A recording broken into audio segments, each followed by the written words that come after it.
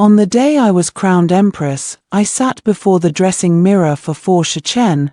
The phoenix crown was newly made by the imperial household. The palace of female attendants sent 12 layers of ceremonial robes. The nanny said this was the grandest enthronement ceremony since the dynasty's founding.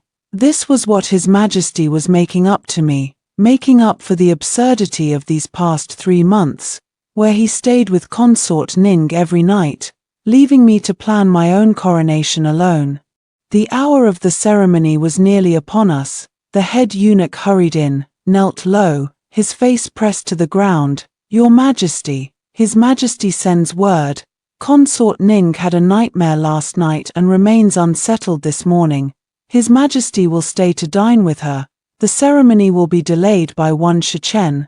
The maids and nannies froze in place. I steadied myself on the dressing table and stood. The pearls on the phoenix crown clinked sharply. "Then we shall wait." My voice was calm. The first snow of winter fell outside, fine and dense. I thought of the snowy night 3 years ago. He had pulled me from the icy water, wrapped his fur cloak around my frozen body, and whispered in my ear, "Meow meow, don't be afraid, from now on, I will protect you." His embrace had been so warm then, warm enough that I thought all the storms of my life had ended. 1. I first met Lu Chen at a plum viewing feast at the Princess Royal's manor. Back then, I was just Shun Miao Miao, a concubine's daughter from the Shun family, salt merchants in Yangzhou. My birth mother had been a singer, so my status in the Shun family was lower than even a favored maid. I only came to the capital because my legitimate sister refused to travel far, so I took her place to accompany the mistress on a visit to relatives. The feast was filled with noble ladies, adorned in jewels and silk. I shrank into the farthest corner, head bowed, counting the embroidery on my skirt.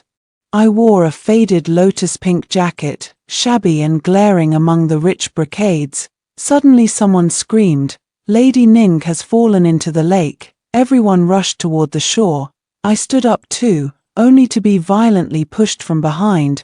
The icy lake water swallowed me at once. I thrashed about, my jacket waterlogged and heavy as iron, air squeezing out of my lungs. On the shore, people laughed. Some said serves her right. Some said a merchant's concubine daughter doesn't belong here.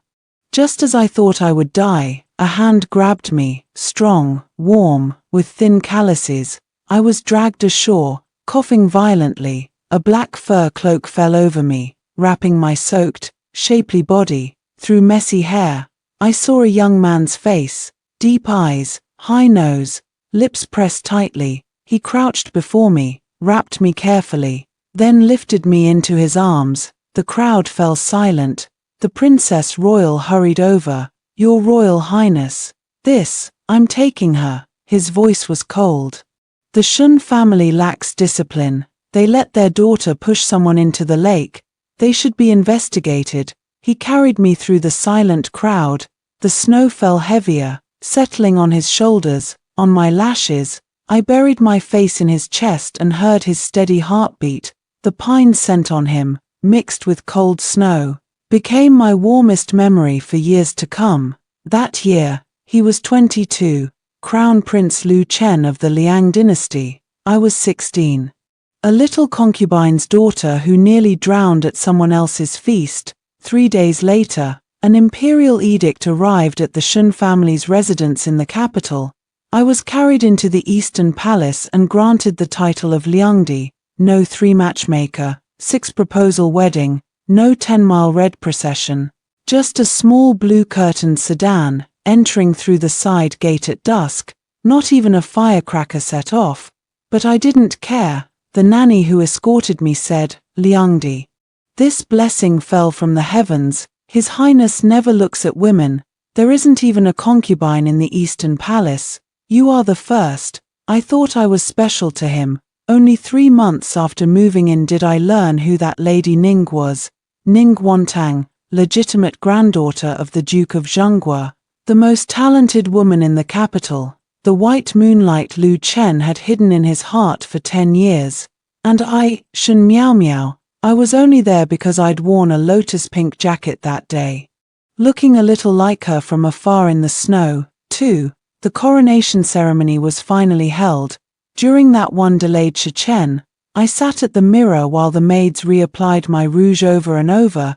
It smeared, then was redone, until my lips were as red as dripping blood. When Lu Chen arrived, he was already in his imperial crown robes, 12 symbols embroidered in black and red, making his features even colder. He glanced at me, his eyes empty, and only said, "Let's go." We walked side by side down the long palace path. Music played, officials knelt, the people cheered. He suddenly spoke softly, "Meow meow, after today, you will be my rightful empress." I did not turn my head, I only stared at the towering hall of supreme harmony ahead. "Wantang has never been well," his voice paused. "She really did have a nightmare last night. I couldn't leave her. Your Majesty is kind." My voice was calm, without ripple. He turned to look at me, as if searching for something on my face, but I only gave him a dignified smile. The ceremony was tedious and long, sacrifices to heaven, announcements to the ancestors, receiving the crown, receiving the seal. I walked every step steadily, even the strictest ritual master could find no fault, until the final step. Emperor and Empress would climb the 99 jade steps together before the Hall of Supreme Harmony. His hand reached out and took mine. His palm was warm, his fingertips calloused from years of holding a brush. Mine were ice-cold. When we reached the last step, he suddenly squeezed my hand tightly and whispered, "Meow meow, we will have children, an eldest son. I will make him crown prince." The wind stirred the pearl curtains of my crown. I looked at him through the swaying pearls and suddenly smiled. "Very well." A trace of relief flashed in his eyes. He thought I had forgiven him. He did not hear what I said in my heart. "Lu Chen, I no longer want your children, not at all." 3. On the first night in the Phoenix Palace, Lu Chen did not come. The nanny said carefully, "Your Majesty is busy with state affairs, still reviewing documents in the Hall of Mental Cultivation." I know. I removed my phoenix crown, let down my long hair, and sat by the window watching the snow. The snow fell heavier, a vast white blanket covering the entire palace. I thought of the small courtyard in the Eastern Palace. Of the first night he stayed there, snow just like this. I had been in the Eastern Palace 3 months. He had never touched me. I lived in the farthest side courtyard, like a ghost. Only on the 1st and 15th of each month would he come for dinner, eating in silence, leaving as soon as he finished, until that night, when the snow fell especially heavy. He was drunk, helped by eunuchs, and crashed through my gate. I was sitting under the lamp embroidering a handkerchief. Startled by him, he waved away the attendants, staggered over, and stared at me, for a very long time. Then he reached out, his fingertip brushing the corner of my eye. "Your eyes, they look just like hers." I froze. He leaned down and kissed me. The smell of wine mixed with his pine scent, his burning lips on my eyes, my nose, finally my mouth. That night, the fire in the curtains burned too hot. I sweated through layers. He moved above me, whispering, "Wantang." I bit the quilt, stifling my cries. Near dawn, he woke up. He stared at me beside him, stunned for a long while. Then he stood, dressed, and said nothing. At the door, he looked back at me. I curled under the brocade quilt, a strip of my neck exposed, covered in red marks. He turned back, sat by the bed, and touched my hair. "Meow meow." It was the first time he had spoken my name. I lifted my swollen eyes to look at him. "I will come often," he said. "Be good." And I was good. So good that I forgot I once knew how to cry, to throw fits, to feel wronged. 4. On the 3rd day of the coronation, it was customary to receive noble ladies from inside and outside the palace. I sat in the main hall of the Phoenix Palace in my daily empress robes, receiving wave after wave of kowtows. Ning Wantang arrived late, almost at the last moment. She wore a pale white cloud-patterned palace dress. The simple jade hairpin, walking weakly, coughing before she spoke. This concubine greets Her Majesty the Empress. She bowed gracefully, her voice soft as spring breeze. I was unwell yesterday and could not offer my congratulations in person. Please forgive me, Your Majesty. Every eye in the hall flicked toward me. Everyone knew that on the coronation day, His Majesty had delayed the ceremony to have breakfast with this very consort Ning. I lifted my teacup and gently skimmed the foam with the lid. Your health is delicate, consort. You should rest well. These empty formalities may be excused. Your Majesty is kind. She lifted her head, revealing a pale yet stunning face. Truly beautiful, eyebrows like distant mountains, eyes like autumn water, lips red without rouge, especially those eyes, misty, looking at others with 3 parts sickness and 7 parts fragility. No wonder Lu Chen could never forget her. Have a seat, I said lightly. A maid brought an embroidered stool, but she did not sit. Instead, she took a brocade box from her maid. This is a congratulatory gift for Your Majesty. She opened the box, revealing a scroll. This concubine's clumsy painting, Begonia sleeping in spring. I hope Your Majesty will not disdain it. The scroll unfurled. A beauty lay sleeping under a begonia tree, her robes fluttering. The brushwork was exquisite, every lash detailed and lifelike. But everyone in the hall drew a sharp breath. The beauty's face was clearly Ning Wantang herself. The air turned stiff, the nanny's face paled, the maids held their breath. I stared at the painting quietly, for a long time. Then I smiled. You are thoughtful, consort. I gestured for a maid to take it. I like it very much. Hang this painting in my bedchamber, right above the bed, so I may see it every day. Ning Wantang's smile froze. Your Majesty, what is it? I lifted my eyes to her. Do you begrudge it, consort? This concubine dares not. She lowered her head, her nails digging into her palms. After the noble ladies left, the nanny stamped her feet in anxiety. Your Majesty, how can you hang that painting in your bedchamber? This is outrageous. What is wrong with it? I sipped my tea slowly. His Majesty likes it, doesn't he? Let him see it every time he comes to my palace. But she is provoking you. I know. I set down the teacup.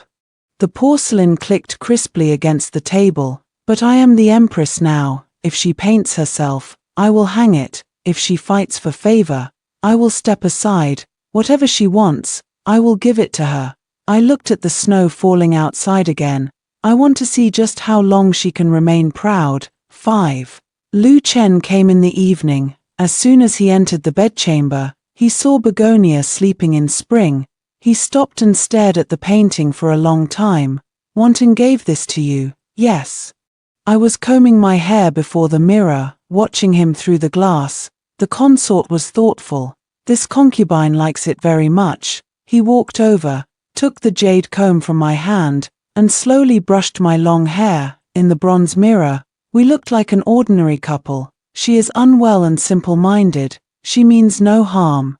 His voice was gentle. Meow meow, you are the Empress. You must tolerate her more. The teeth of the comb scraped my scalp. It hurt a little. This concubine understands. All these years, I have owed her, he continued.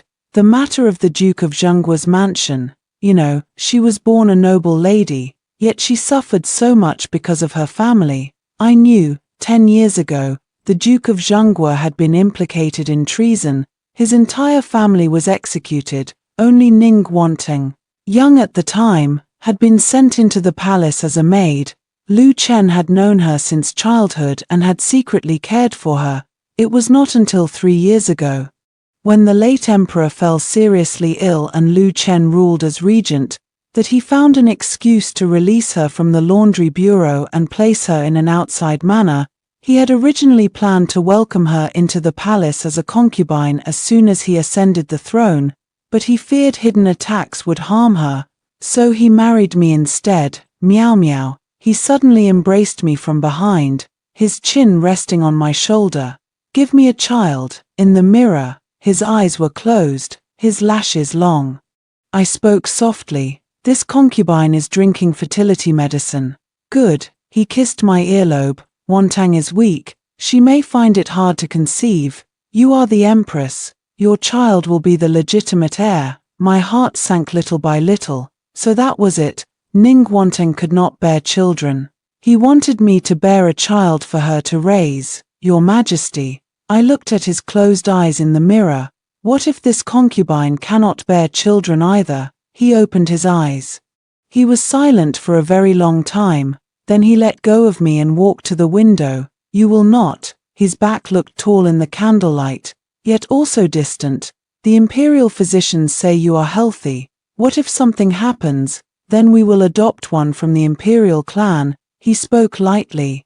But I understood perfectly. My only worth lay in whether I could give birth. If I could, they would keep me as empress, then take the child from me and register it under Ning Wantang's name. If I could not, they would depose me and install a new empress. How cold the human heart could be. I lowered my head and smiled, tears falling. Rest assured, Your Majesty. I wiped away my tears, my voice calm. This concubine will take the medicine diligently and give Your Majesty a legitimate heir as soon as possible. He turned around and looked at me with complicated eyes. Meow meow, you have changed, have I? I lifted my eyes and gave him a gentle smile. Then you are the one who taught me to change, Your Majesty. He froze. He stayed in the Phoenix Palace that night, beneath the curtains. He was gentle, so gentle that I remembered that night in the Eastern Palace. But I knew this tenderness was not for me. Afterward, he fell asleep. I lay awake staring at the canopy, listening to the snowfall outside. I thought of my childhood in Yangju, when my birth mother was still alive and used to hold me and sing. Begonias bloom in the 3rd month, fade in the 4th. When they bloom, someone pities them. When they fade, no one cares. She cried every time she sang it. I had not understood then. Now I did. 6. When spring came, I became pregnant. The imperial physician's hands shook as he took my pulse. Congratulations, Your Majesty. You are with child. 2 months along. The entire palace was in an uproar. Lu Chen immediately threw down his memorials and rushed over, his face filled with unhidden joy. He took my hands, his palm burning hot. Meow meow, we have a child. I looked at the light in his eyes and said softly, Yes, Your Majesty. I will grant amnesty to the whole empire. Rewards, rewards for everyone. He paced the hall like a child who had just received candy, issuing edict after edict, extra imperial physicians, more palace servants, a separate kitchen in the imperial dining hall. The best supplies from the imperial household. Finally, he stopped in front of me, knelt down, and pressed his ear to my belly. Why can't I hear anything? He frowned. He is still small. I stroked his hair. You won't feel movement until 4 or 5 months. He looked up at me, his eyes bright. For a moment, I almost believed he was truly happy, until he spoke. When the child is born, I will name him Crown Prince. Meow meow, you are my empress. Our child will be the most noble legitimate heir of the Liang dynasty. My fingers stiffened. Your Majesty. The child has not even been born yet. It is only a matter of time. He stood up, high-spirited. I will write the edict at once. Promote your father to Marquis of En Grace. Your mother to first-class noble lady. The Shun family will rise from merchants to imperial kin, a glory to the ancestors. He hurried away. I sat on the couch, my hand gently resting on my belly. The nanny wiped tears of joy. Your Majesty. This is wonderful news. With a legitimate heir, your position is secure. What does it matter if consort Ning is favored? She cannot bear children. I did not speak. Secure, perhaps. But it was not the security of my position I cared about. I cared whether my child could grow up safe. 7. At 4 months pregnant, my condition was stable. The imperial physician said I was strong, and the baby was healthy. Lu Chen grew happier. Coming to the Phoenix Palace almost every day to accompany me, he read poems to me, painted my eyebrows, walked with me in the imperial garden. The servants all said His Majesty was deeply devoted to the Empress. Only I knew that every time we passed the Palace of Eternal Spring, he would slow down unconsciously and glance toward it. Ning Wanting lived in the Palace of Eternal Spring. She had been ill more severely these months, confined to her bed, unable to leave her chambers. Lu Chen visited her several times. Each time he returned, his face was dark. Once, he woke up in the middle of the night, sweating profusely. I asked him what was wrong. He was silent for a long time before saying, "I dreamed." Wanteng was covered in blood. I turned over, my back to him. "Your Majesty should spend more time with the consort. You are not jealous," I smiled. "This concubine is the Empress. I must have tolerance." He pulled me into his arms, his chin resting on the top of my head. "Meow meow, you are more and more like an empress." 8. At 6 months pregnant, something happened.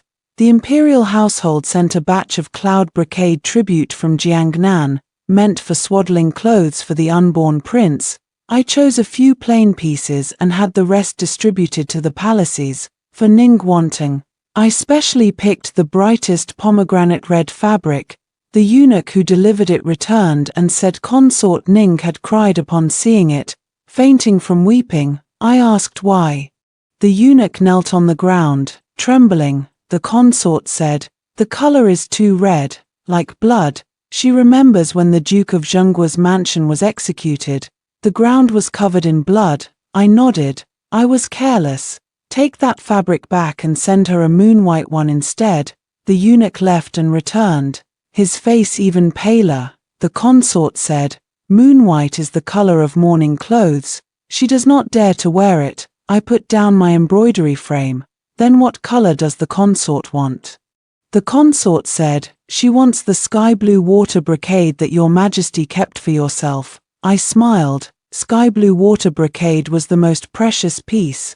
In the sunlight, it shimmered like living water. It was also the color Lu Chen liked most on me. "Give it to her," I said. The nanny panicked. "Your Majesty, His Majesty specially reserved that for you." "It is only fabric," I said lightly. "If the consort likes it, let her have it." The day after the fabric was sent, Lu Chen arrived.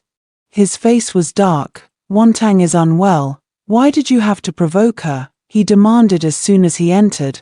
I was making small clothes for the unborn child. My needle paused in midair. "This concubine does not know what your Majesty means. That sky blue water brocade." His voice rose. "You knew it would upset her. Why did you send it anyway?" I lifted my head and looked at his face, slightly red with anger. "The consort asked for it herself. If she asks for it, you give it to her. If she asks for your throne, will you give that to her too?" As soon as the words left his mouth, he froze. I froze too. The hall was deathly silent. After a very long time, I put down my needle, stood up, and bowed properly. "If your Majesty wishes to depose the Empress, this concubine will not complain." His face turned from red to white, then green. Finally, he flicked his sleeves and left. He did not return to the Phoenix Palace that night. I sat under the lamp and continued sewing the small garment. The stitches were fine and dense, embroidered with begonias. My birth mother said begonias had no scent, so no one favored them. But I thought it was fine. No scent meant no attracting bees and butterflies. No scent meant living longer. 9. At 8 months pregnant, my belly was very large. The imperial physician said the baby was steady. Lu Chen grew happy again, sending a steady stream of rewards to the Phoenix Palace. He no longer mentioned Ning Wantang. Every day after court, he came to see me, talked with me, and chose names for the child. He thought of more than 10 names for a boy, but not one for a girl. I said, "What if it is a princess?" He frowned. "A princess is nice, but a prince is better." I stroked my belly, feeling the little life move inside. Once, then again, strong and lively. "This concubine thinks a princess would be lovely too," I said softly. "This concubine would teach her to read and write, to understand reason and righteousness. In the future, I would not ask her to marry high nobility, only that she lives in peace and joy. Lu Chen looked at me, his eyes complicated. I looked out the window at the blooming begonias. He fell silent. That night, I had a dream. I dreamed of my birth mother, wearing her favorite water-red dress, singing in the old house in Yangju. As she sang, she cried and said, "Meow meow, do not enter the palace. The palace eats people." I woke up crying, my pillow soaked through. Lu Chen was woken by me. He drowsily embraced me. "What's wrong?" "I dreamed of mother," I whispered. He kissed my forehead sleepily. "When you give birth, I will invite your mother to the palace to see you." I leaned against his chest, tears falling silently. He would never know that my mother had long been dead. She died the night before I entered the Eastern Palace. The mistress of the Shun family had feared that my mother, a concubine once a singer, would shame me as Crown Princess Liangdi in the future. She had sent her to her death with a bowl of poison, and I did not even get to see her one last time. 10. I gave birth on a stormy night, half a month earlier than the physicians had predicted. The pain came sharp and sudden. I clutched the bedding. Cold sweat soaking my undershirt. Midwives came, physicians came, and Lu Chen came too, pacing anxiously behind the screen. The labor lasted 6 whole shichen. Just as I was about to faint, I heard the midwife's joyful cry, "I see the head. Push, Your Majesty." I used my last strength. A baby's cry cut through the rainy night. "It's a little prince," the midwife announced happily. Lu Chen rushed in. He did not glance at the child. He took my hand first. "Meow meow, how are you?" I shook my head weakly and looked at the tiny swaddled bundle. The child. The wet nurse brought him over, small, red, eyes closed, crying loudly. Tears burst from my eyes. This was my child, my only bloodkin in this deep palace. Lu Chen leaned closer too, genuine joy in his eyes. "He looks like you," he said. "His eyes are like yours." He named the child Chengji, Lu Chengji. Ji meant the god of grains, the foundation of the state. This name carried too much weight. 11. On Chengji's full-month feast. The palace held a grand banquet. Ning Wanting came too. She had grown very thin, dressed in plain white, fragile as a willow, coughing into her hand now and then. Lu Chen's gaze drifted toward her unconsciously. Halfway through the feast, the wet nurse brought Chengji out for everyone to see. Ning Wanting stood and walked over, speaking softly, "May this concubine hold the little prince." The wet nurse looked at me. I nodded. She took the child carefully, held him gently, and swayed. "So lovely." She looked down at Chengji, and her eyes suddenly reddened. "If only this concubine could give Your Majesty a child too." Lu Chen's face changed. The hall fell silent. I stood, walked over, and took the child from her arms. "Your health is delicate, consort. Do not tire yourself." My voice was calm. But Ning Wanting suddenly knelt down. "Your Majesty the Empress." Tears rolled down her cheeks. "This concubine knows she should not wish for the impossible. But this concubine truly envies Your Majesty. Your Majesty has everything, the throne, a prince, His Majesty's favor, while this concubine has nothing at all." She cried prettily, like pear blossoms in rain. Everyone looked at Lu Chen. Lu Chen set down his wine cup and stepped forward to help her. "Don't be like this, Your Majesty." She threw herself into his arms. "You promised you would always protect me. But now, you have the Empress, you have the Prince. Are you going to abandon Wantang?" Lu Chen froze. He held her. Looked up at me, his eyes carrying helplessness and blame. Blame for making Ning Wantang embarrassed. I held Chengji, looked at the embracing pair, and suddenly felt like laughing. Yes, I had everything. But which part was truly given to me from the heart? "Your Majesty," I spoke, my voice even. "The consort is unwell. Send her back to rest." Lu Chen let go of Ning Wantang and looked at me deeply. "The Empress speaks rightly." He personally escorted Ning Wantang back to the Palace of Eternal Spring. He did not come to the Phoenix Palace that night. Chungji slept soundly in my arms, his small hand clutching my finger. I bent and kissed his forehead. Jia, mother only has you now, 12. When Chungji was 3 months old, he learned to smile. As soon as he saw me, he would grin his toothless little mouth. Eyes curved into crescents. I held him in the imperial garden to sunbathe. He reached out to chase flying butterflies. The nanny said, "The little prince is so clever." I smiled, and tears fell. If mother were still here, how happy she would be to see such a lovely grandson. Too bad she was gone. In this deep palace, only Chungji and I depended on each other. Lu Chen still came, but stayed shorter and shorter. He always hurried to see Chungji, asked a few questions about his daily life, then left. I knew where he went. The lamps in the Palace of Eternal Spring always burned late into the night. Once, I ran into him supporting Ning Wantang in the garden. She leaned on his shoulder, pale. Steps unsteady, he looked down, whispered something in her ear, his tenderness piercing to the eye. I held Chungji and turned to leave, but he called out to me, "Meow meow." I stopped, not turning back. "Your Majesty may walk with the consort. This concubine is taking Jia back for his nap." Meow meow. He walked over and blocked my way. "Wantang, she wants to see Chungji." I held the child tighter. "Jia is shy of strangers. He is a prince. He will meet many people in the future. He cannot be shy." Lu Chen frowned. "Let Wantang hold him, even if only to share some good fortune." I lifted my head and looked straight at him. "Your Majesty, Jia is your eldest legitimate son. He is not a lucky charm for someone to borrow fortune from." His face changed. Ning Wantang approached, speaking softly, "Your Majesty, Her Majesty the Empress is right. This concubine overstepped." Her eyes reddened again. Lu Chen's tone softened at once. "Don't think that. Meow meow didn't mean it. This concubine knows." She smiled sadly. "Her Majesty the Empress is the main wife. This concubine is only a concubine. I do not deserve to hold the little prince." With that, she turned and left, steps unsteady. Lu Chen glared fiercely at me and chased after her. I stood there, watching their figures disappear behind the flowers. Chungji in my arms seemed to sense something and burst into tears.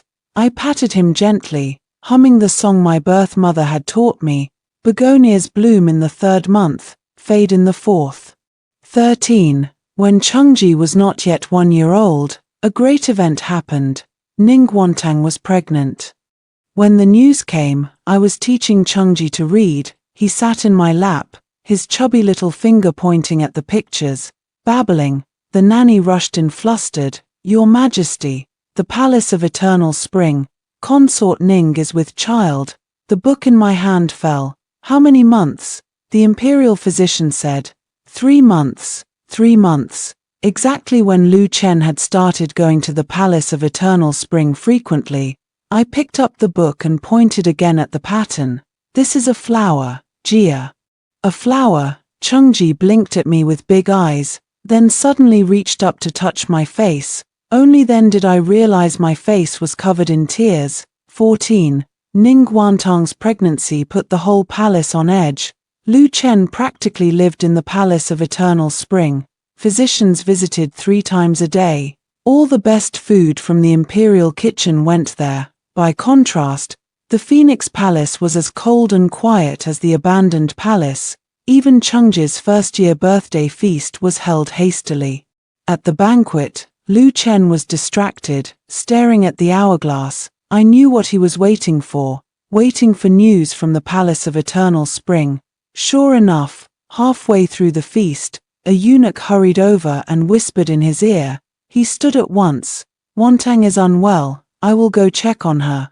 The imperial clan and noble ladies exchanged awkward glances. I held Chungji and said calmly, "Your Majesty should go quickly. The consort's health is important." He looked at me, guilt in his eyes, but more eagerness. He left, leaving Chungji and me to face an awkward banquet. Chungji clung to my neck and whimpered. I kissed him. "Father has matters to attend to." "Mother, not go. Mother won't go." I held him tight. Mother will stay with Jia forever. 15. When Ning Wantang was 5 months pregnant, she miscarried. It was said she had eaten something unclean. Someone had envied her favor. All clues pointed to the small kitchen of the Phoenix Palace.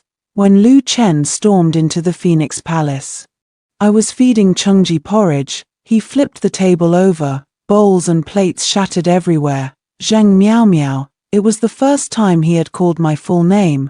His eyes were bloodshot. Can you really not tolerate her? Chengji cried out in fright. I pulled the child into my arms and looked at him calmly. What is your Majesty talking about? This concubine does not understand. You still pretend. He pulled a packet of medicinal powder from his chest and threw it at my feet. This was found in your small kitchen. Safflower, abortifacient. I stared at the packet for a long time. Then I smiled. Has your Majesty investigated clearly before condemning this concubine? The evidence is conclusive. Who was the witness? Where did the evidence come from? I asked word by word. Did your Majesty interrogate, investigate, or did you only listen to Consort Ning and decide this concubine's guilt? He froze. I am the Empress. I stood, holding Chengji, meeting his gaze evenly. This concubine has the eldest legitimate son, the throne, your Majesty's favor. Why would I harm a consort's child, even if she bore a prince? Could he surpass Chengji? He opened his mouth but said nothing. Or is it? I stepped forward, staring into his eyes. Deep in your Majesty's heart, you already wanted her child to replace Chengji. I did not. Then why is your Majesty so sure this concubine did it? My voice suddenly rose.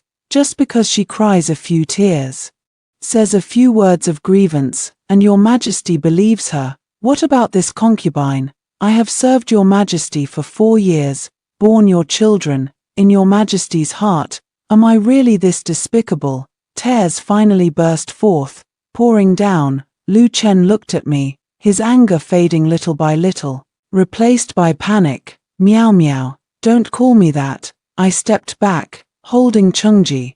If your Majesty wishes to depose the Empress, then do so, kill me.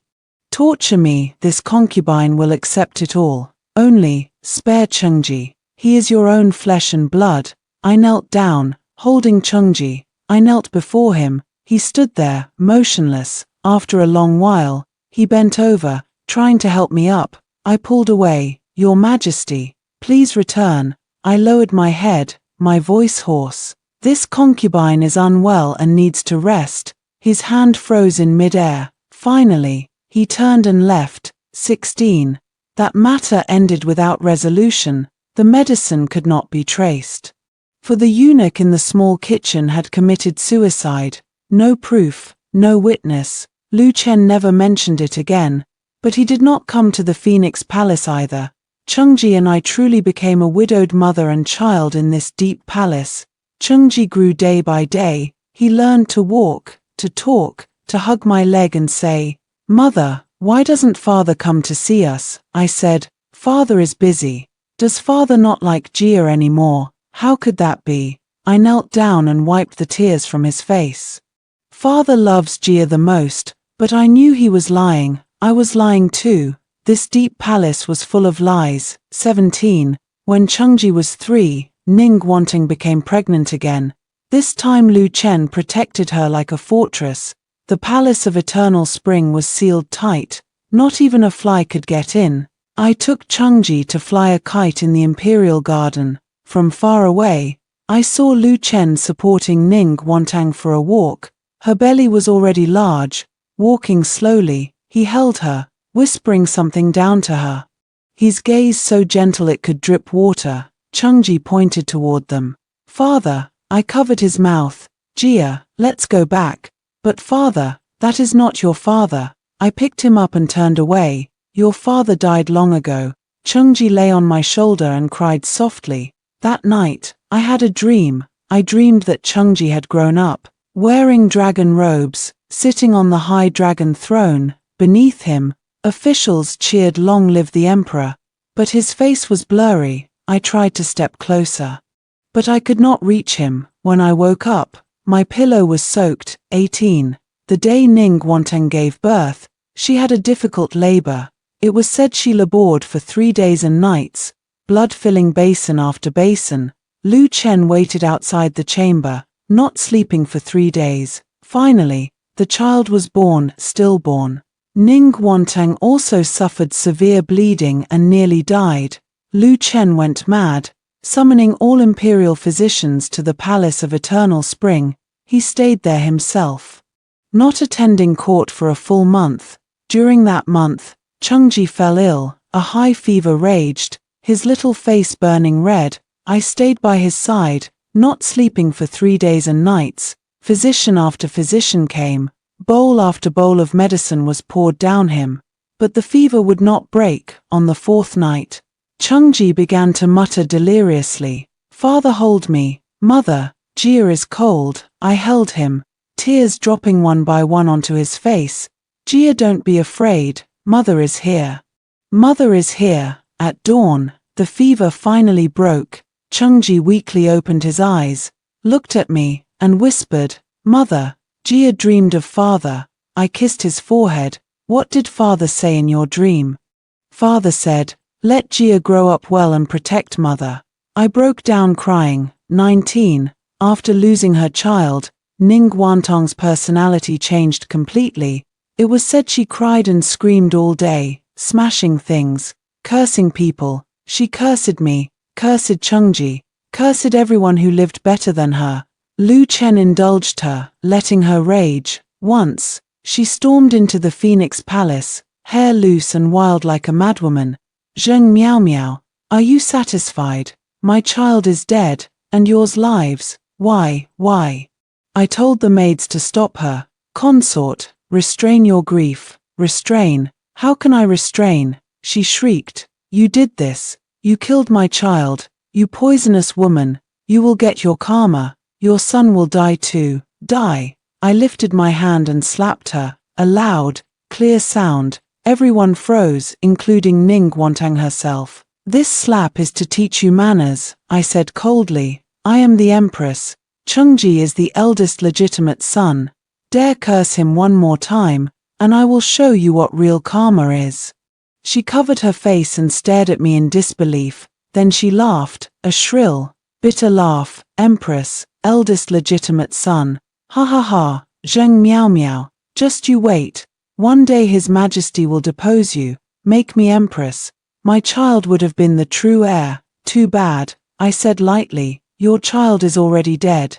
She froze, her face turned from red to white, then green. Finally, she spat up blood and fainted.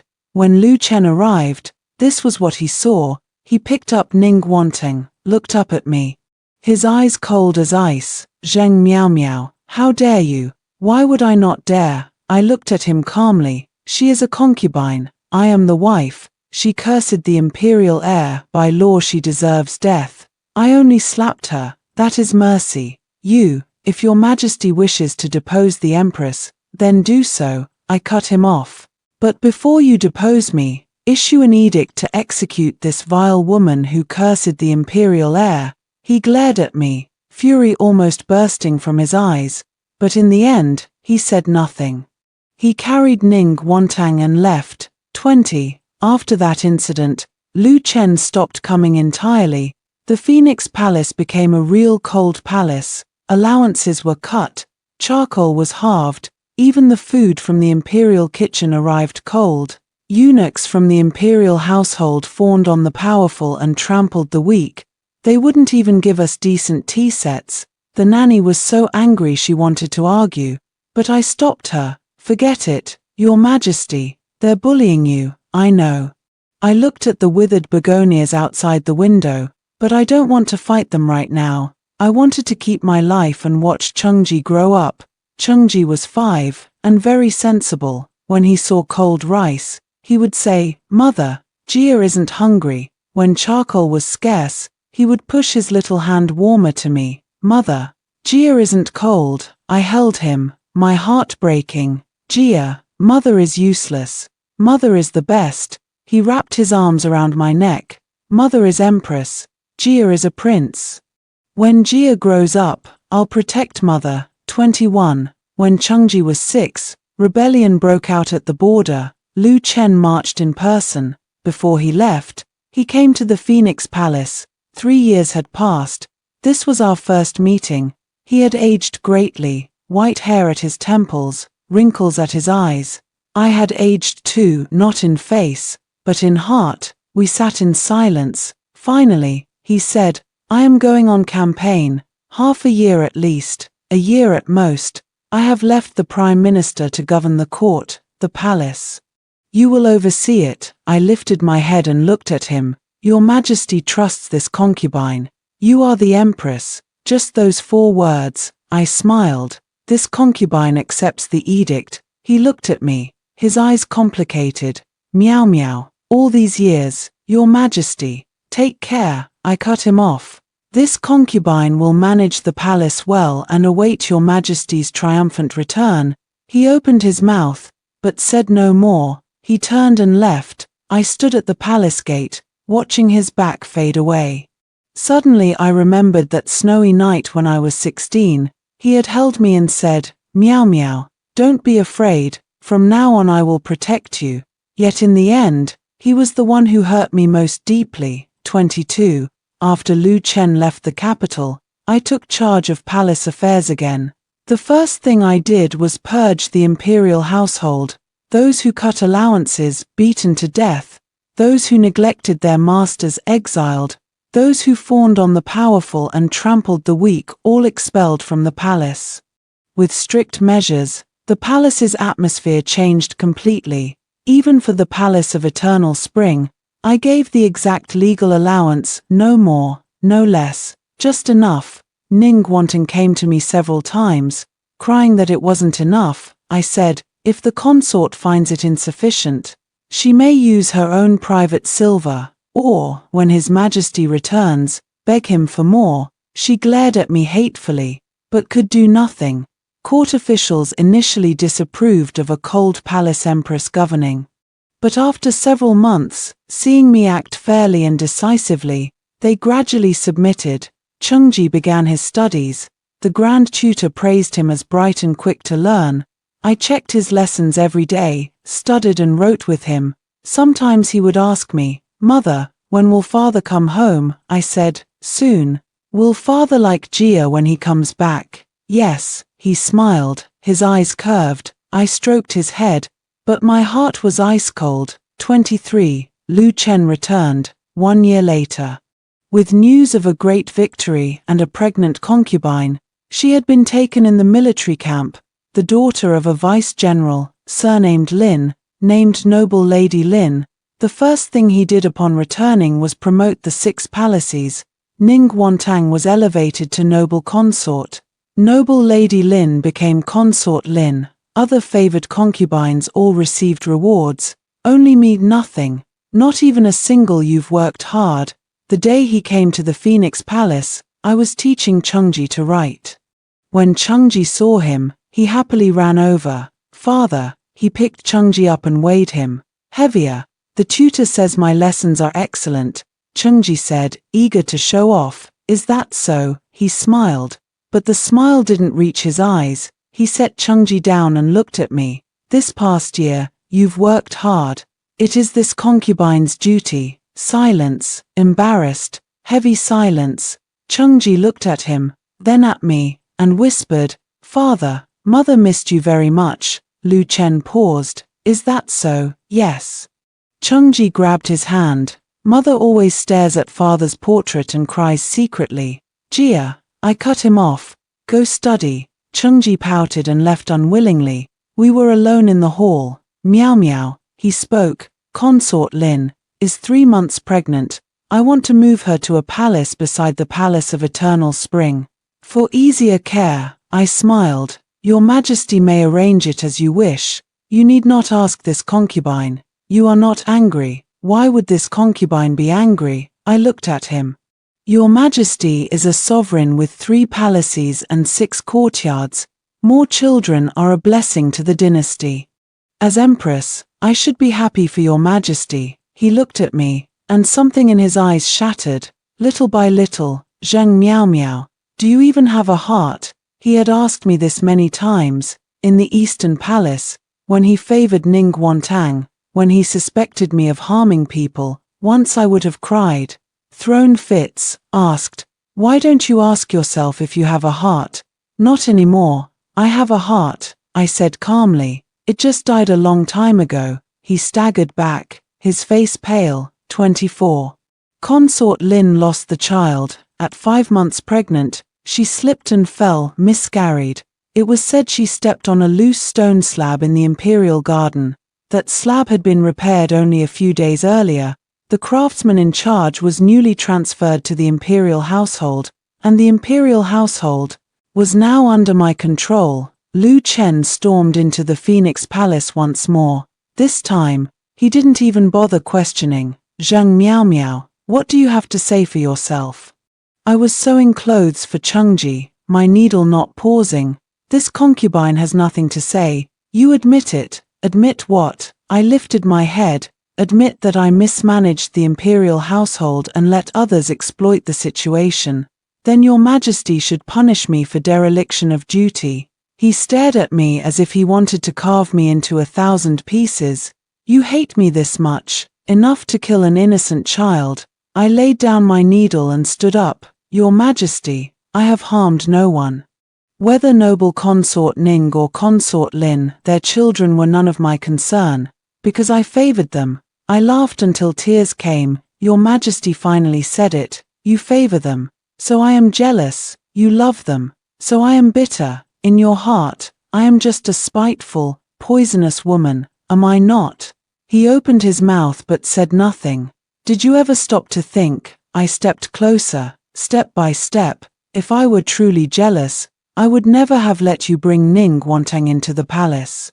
If I were truly cruel, I would have killed Ning Guantang when Chengji was born, to eliminate all future trouble. I did not." I looked into his eyes, word by word, "because I knew you held her in your heart. I did not want to make you sad. But what about you?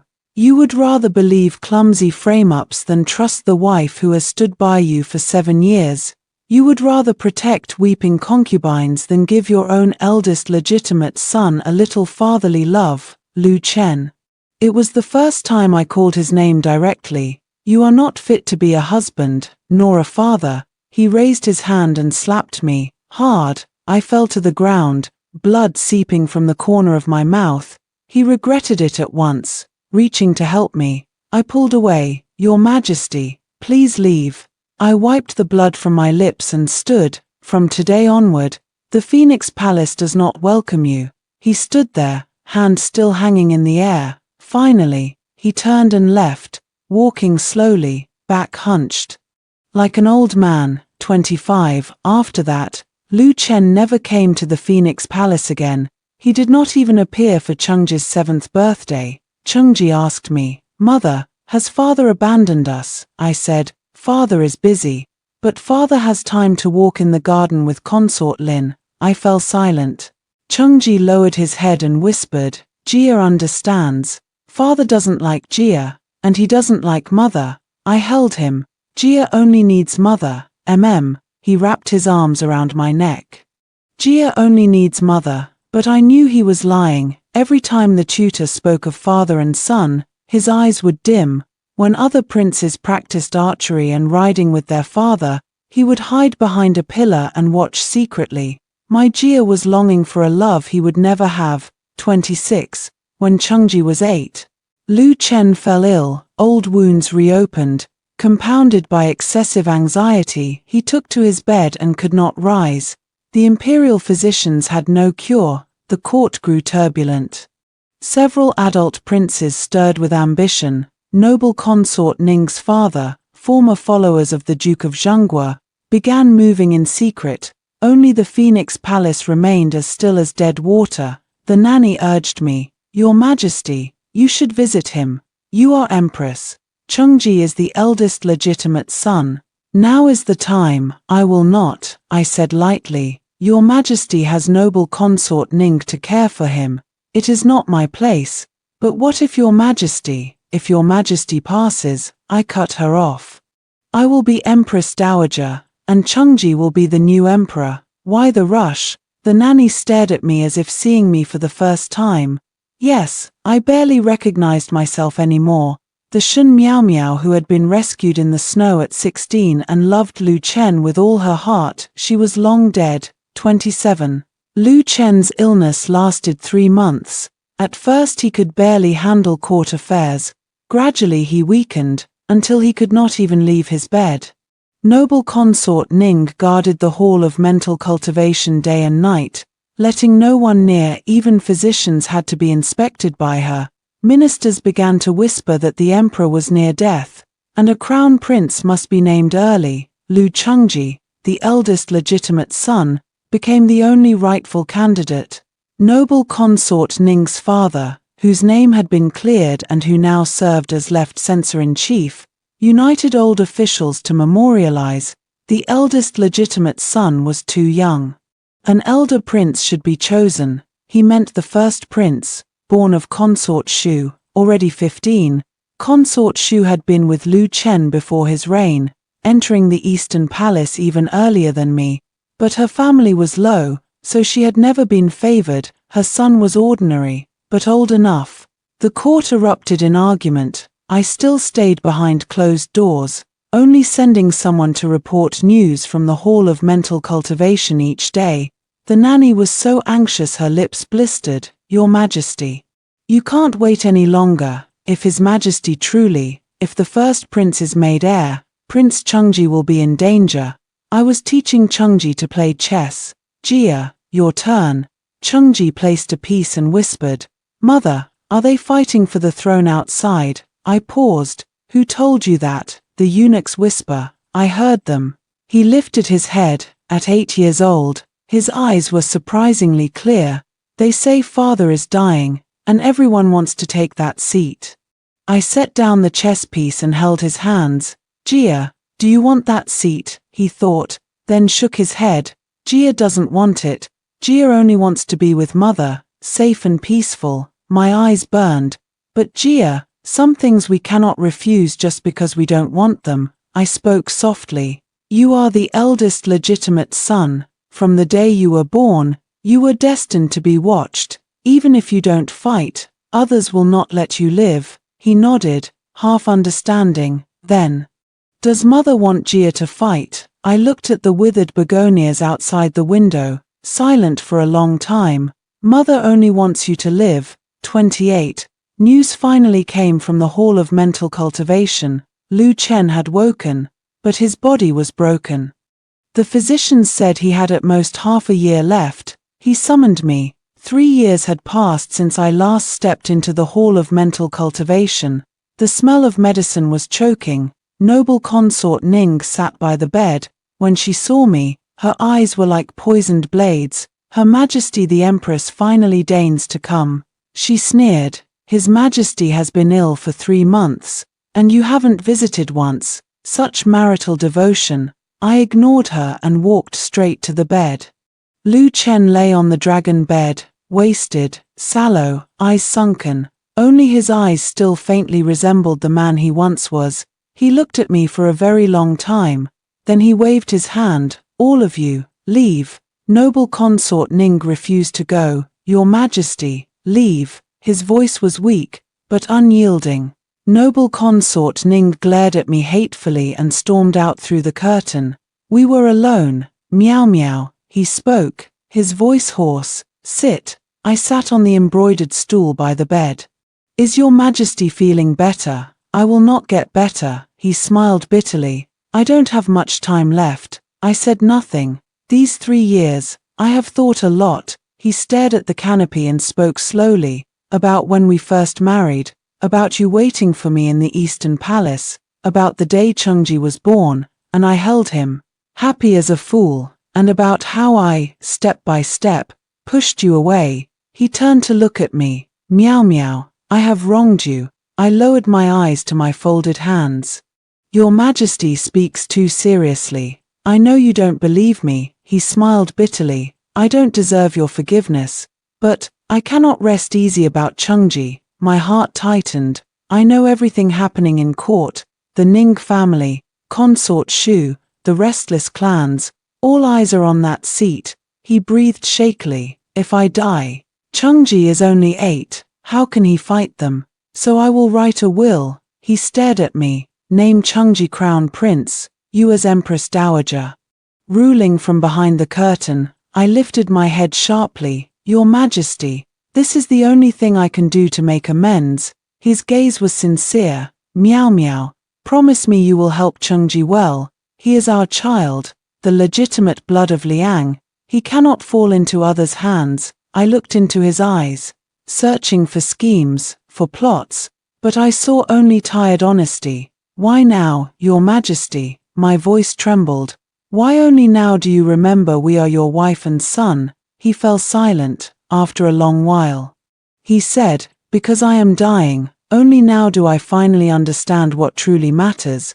But it's too late. I stood up. Lu Chen, it's too late. He reached for me, but caught only empty air. Meow meow. I will accept the will. I turned my back to him. But not for you, for Changji. I walked out of the hall of mental cultivation. The sunlight stung my eyes.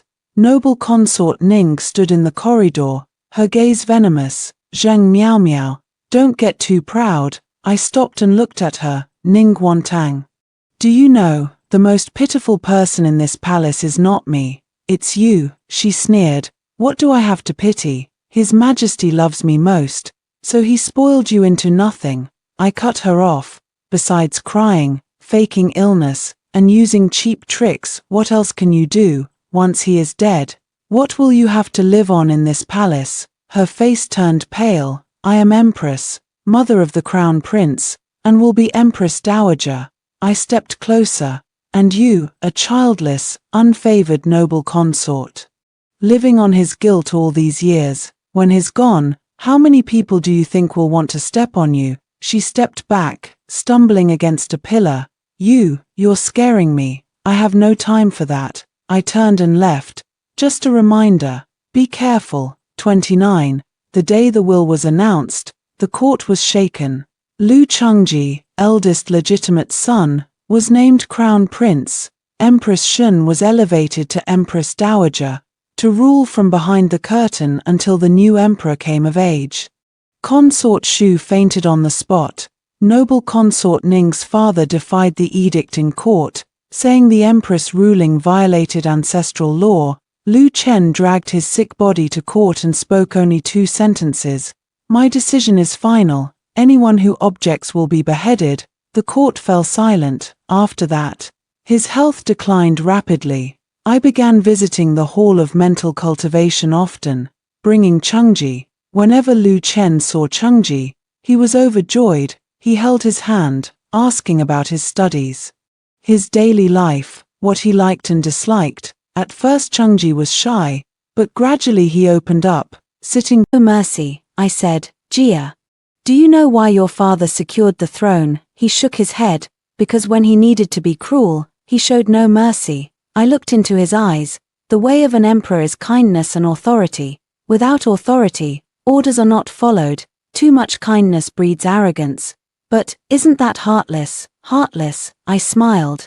Jia, the place where you least can afford emotion is the palace. If you show feeling, others will use it against you. If you are soft-hearted, others will trample on you. Your father is the best example. I spoke lightly. He had feelings for noble consort Ning. What happened? She used his affection to stir trouble again and again. He had feelings for old officials. What happened? They used his kindness to form cliques and shake the throne.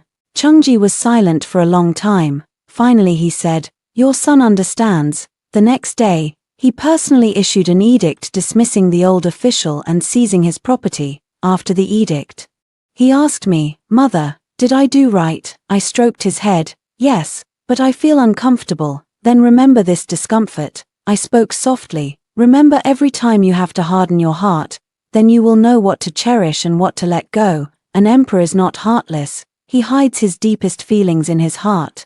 Because your love belongs to the whole world, not just one person. He nodded, half understanding. 33. When Changji turned 15, he held the capping ceremony. I lifted the curtain and returned power to him, moving to the Palace of Compassion and Peace. Ministers thought I was letting go, and began plotting again. A few reckless ones even memorialized to select lovers for the Empress Dowager, saying I was young and lonely in the deep palace. Chungji slammed the memorial down in rage. He ran to the palace after court, his face dark. They insult you too much. Mother worked for Liang for over 10 years, and I was trimming a begonia bonsai. I smiled. Why be angry? Let them talk if they want.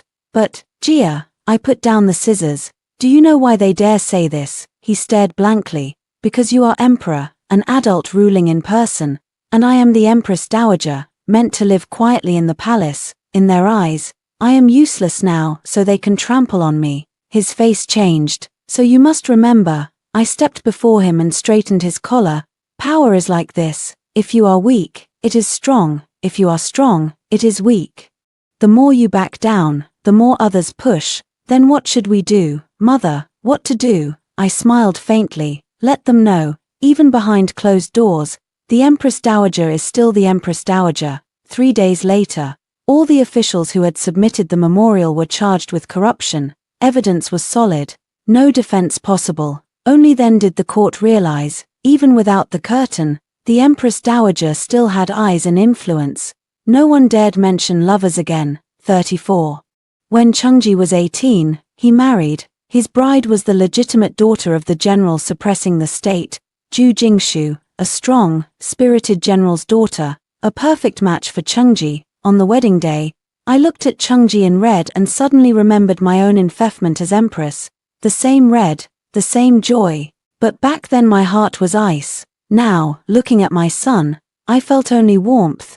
Jingshu was a good girl, filial, sensible, and strong-minded. She helped Chungji review memorials, rode and shot with him, and accompanied him to greet me, listening to old stories. Once she asked me, Mother Empress, do you regret entering the palace? I was feeding koi in the pond. I paused. Why ask this? I just think, your life has been so hard. She spoke softly. If you hadn't entered the palace, maybe I would have married an ordinary man, raised children, lived peacefully. I smiled. Maybe. But then there would be no Chungji.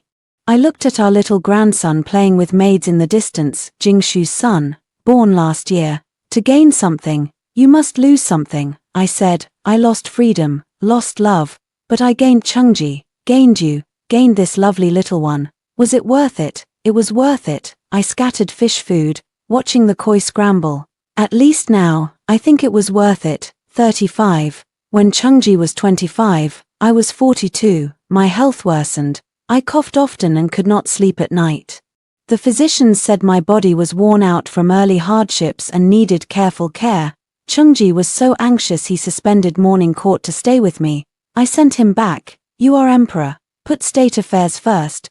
But mother is fine. I patted his hand.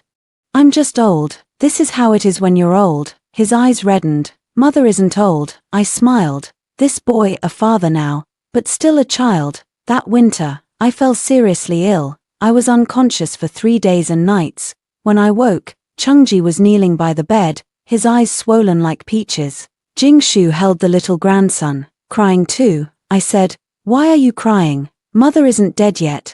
Chungji held my hand, his voice choking. Mother, don't scare me. Why would I scare you? I smiled weakly. Mother still wants to watch you become an emperor through the ages. Then get well soon. I will. But I knew I would not recover. Like the begonia I had kept for 20 years, it did not bloom this spring. The physicians said its roots had rotted away. 36. I spent my final days in the Palace of Compassion and Peace. Chungji brought his memorials here to review, saying it let him stay with me longer. Jingshu attended me every day. The little grandson came often, calling me grandmother in his milky voice. Sometimes I would stare at the snow outside, lost in thought. I thought of the snow when I was 16, of the arms that pulled me from the water, of the charcoal in the Eastern Palace, of the phoenix crown the day I became empress, of the loud cry when Chungji was born, of the first time he called me mother. Chungji asked me, Mother, what are you thinking about? I said, about this life. Do you regret it? I thought for a moment, then shook my head. I do not regret it, but father, the way he treated you, he wronged me. I spoke softly. But I cannot let his mistakes erase my whole life. I was empress. I became Empress Dowager. I raised you, watched you marry, have children. I held power, governed, saw the most noble sights under heaven. The road was bitter, but looking back, it was all worth it. Chungji buried his face in my lap and cried, "Mother, in your next life, don't enter the palace, find someone who loves you dearly, and live in peace and joy." I stroked his hair and smiled, "Very well, in the next life, Mother will listen to you." 37. The day I died was a clear, sunny day. The sun shone through the window, warm and bright. Chungji and Jingshu were both there. The little grandson was brought too, reaching for me with babbling sounds. I could not lift him, I only touched his small face. "Jia, Mother, your son is here. When Mother is gone, be good to Jingshu, be good to the children." I spoke slowly. "Don't be like your father, don't break the heart of the one you love. Your son understands. In governance, be firm when you must, gentle when you should, listen to your ministers, but not to everything. Remember the suffering of the people, and always seek to bless them. Your son will remember." And, I breathed shakily, "The begonia in the palace of compassion and peace, if it dies, bury it beside my grave. Mother loves begonias." "Yes, yes." Chungji wept bitterly.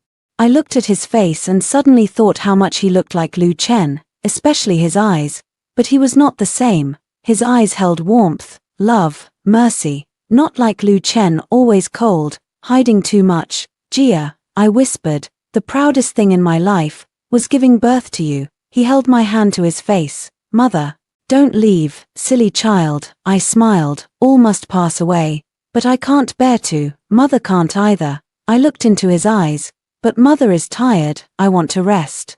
The sunlight grew warmer. I closed my eyes slowly. The last things I heard were Chungji's cries, and distant, faint temple bells.